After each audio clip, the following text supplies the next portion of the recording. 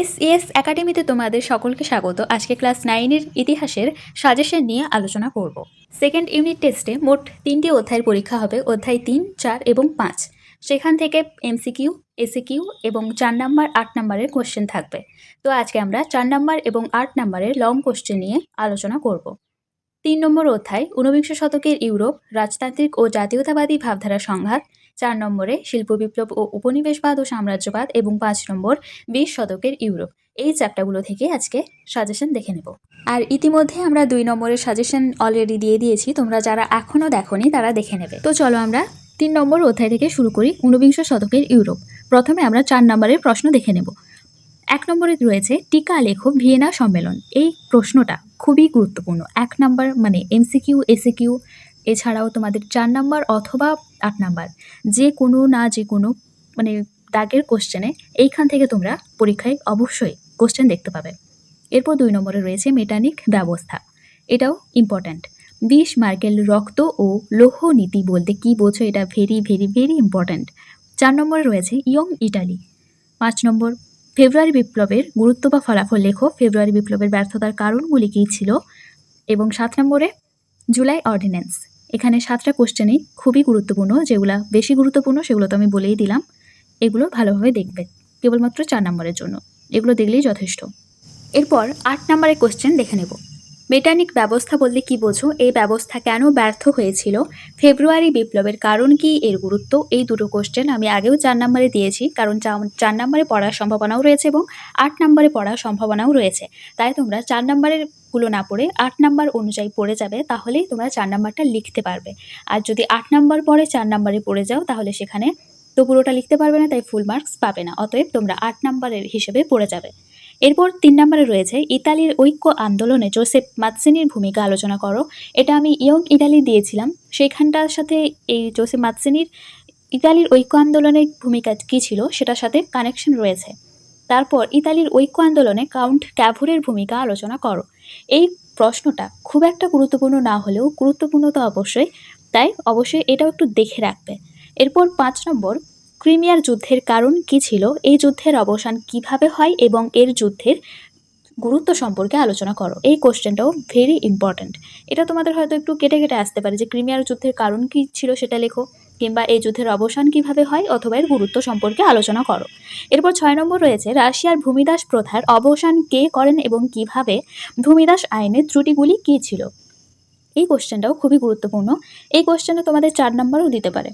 এটা এখানে দিয়েছি 8 নম্বরে পড়ে যাবে। অবশ্যই এইখান থেকেও একটা না একটা তোমরা কোশ্চেন পাবে, যে রাশিয়ার ভূমিদাস প্রথার অবসান কে করেন, শর্ট কোশ্চেন, এখান থেকেও একটা কোশ্চেন পাবে।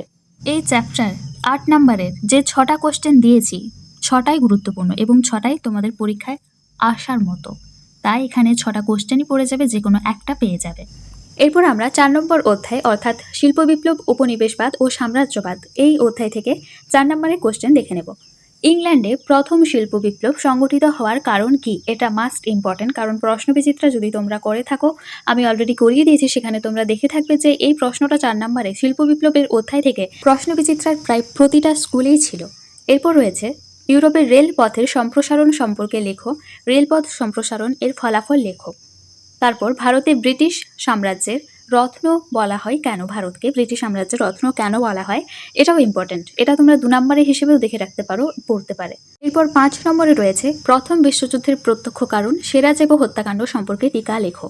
এই দুটো কোশ্চেন একসাথে দিয়েছি, কারণ আমরা সবাই জানি যে সেরাজেভো হত্যাকাণ্ডের জন্যই মেনলি প্রথম বিশ্বযুদ্ধটা ঘটেছিল।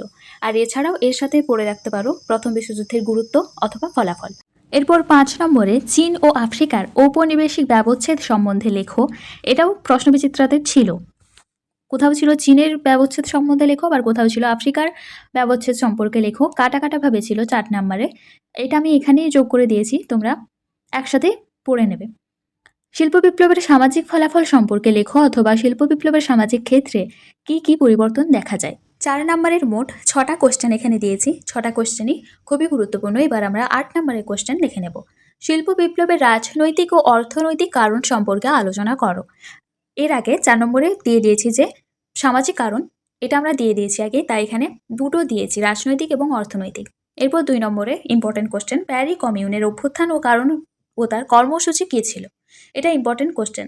তারপর সমাজতন্ত্রবাদ কি, ফ্রেডরিক অ্যাঙ্গেলস ও কার্ল মার্কসের সমাজতন্ত্রবাদ সম্পর্কে লেখো। ইংল্যান্ডের তুলনায় ইউরোপের অন্যান্য রাষ্ট্র শিল্পায়ন দেরিতে শুরু হওয়ার কারণগুলি আলোচনা করো। এটাও ভেরি ভেরি ইম্পর্টেন্ট কোশ্চেন।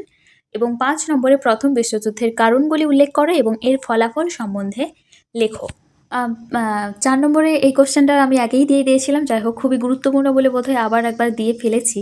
এই কোশ্চেনটা দেখে রাখবে কারণ খুবই গুরুত্বপূর্ণ। তোমাদের দেখে মনে হতে পারে যে সাজেশন এতগুলো কেন পড়তে যাব, কিন্তু এতগুলোই তোমাদেরকে পড়ে রাখতে হবে। সাজেশন মানে একটা দুটো পড়ে চলে গেলাম, লিখে দিয়ে চলে আসলাম, এটা তো কখনোই সম্ভব নয়, কারণ সেখান থেকে হয়তো নাও পড়তে পারে। আর সেরকম করলে কিন্তু তোমরা নিজেরাই সমস্যায় পড়বে, নাম্বার পাবে না। তাই কয়েকটা তো অন্তত পড়তেই হবে, 5 থেকে 6টা কোশ্চেন পড়তেই হবে। এরপর 5 নম্বর অধ্যায় বিংশ শতকে ইউরোপ। এইখান থেকে 4 নম্বর এর কোশ্চেন দেখে নেব।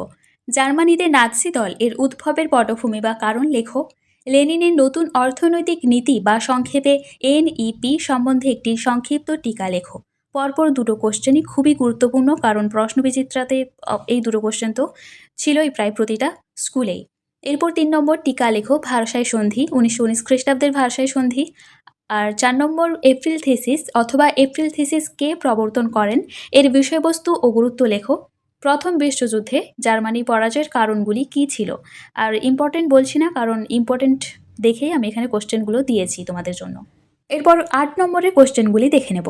1 নম্বরে রয়েছে উড্রো উইলসনের 14 দফা নীতি এর প্রেক্ষিত কী ছিল। আর 14 দফা নীতি বর্ণনা করো, মানে 14 দফা নীতির যে শর্তগুলো ছিল সেগুলো এখানে লিখতে হবে। এরপর 2 নম্বর 1929 খ্রিস্টাব্দের অর্থনৈতিক মহামন্দার প্রধান কারণগুলি লেখো। আর এটার সাথে আমি 3 নম্বরে 3-এর দাগে দিয়ে লিখেছি, এটার সাথে লিখলেও হতো যে 1929 খ্রিস্টাব্দে মহামন্দার ফলাফল সম্পর্কে আলোচনা করো, কারণ অথবা ফলাফল, মানে এই দুটোই তোমাদেরকে দেখে যেতে হবে। এরপর 4 নম্বরে রয়েছে স্পেনের গৃহযুদ্ধের কারণ কী ছিল, এর গুরুত্ব বা ফলাফল সম্পর্কে আলোচনা করো। এবং 5 নম্বর প্রশ্ন, 1917 খ্রিস্টাব্দে রুশ বা বলশেভিক বিপ্লবের কারণগুলি কী ছিল। তোমরা 5টা কোশ্চেন দেখেই বুঝতে পারছো যে কতটা গুরুত্বপূর্ণ কোশ্চেনগুলো। আর এই 5টা কোশ্চেন করে গেলেই এইখান থেকে মানে বিংশ শতকের ইউরোপ 8 নম্বরের কোশ্চেন পেয়ে যাবে। মানে শুধু এগুলোই না, আমি যতগুলো দিলাম 3টে চ্যাপ্টার থেকে ভালোভাবে পড়ে নিলে অবশ্যই তোমরা পরীক্ষায় লিখে আসতে পারবে, আর তোমাদের কোনো কোশ্চেন ছেড়ে আসতে হবে না এই কোশ্চেনগুলো, তাই অবশ্যই ভালোভাবে দেখবে। আর আমি আগেও বলেছি যে 2 নম্বরের সাজেশন আমি অলরেডি দিয়ে দিয়েছি, তাই তোমরা যারা দেখোনি তারা দেখে নেবে। আমি ডেসক্রিপশন বক্স কিংবা কমেন্ট বক্স, আচ্ছা ঠিক আছে, আমি দুটোতেই তোমাদেরকে লিঙ্ক দিয়ে রাখবো, তোমরা অবশ্যই দেখে নেবে। ক্লাসটি ভালো লাগলে লাইক করো, আমাদের চ্যানেলটি সাবস্ক্রাইব করে রেখো এবং বন্ধুদের সাথে ক্লাসটি শেয়ার করে দিও।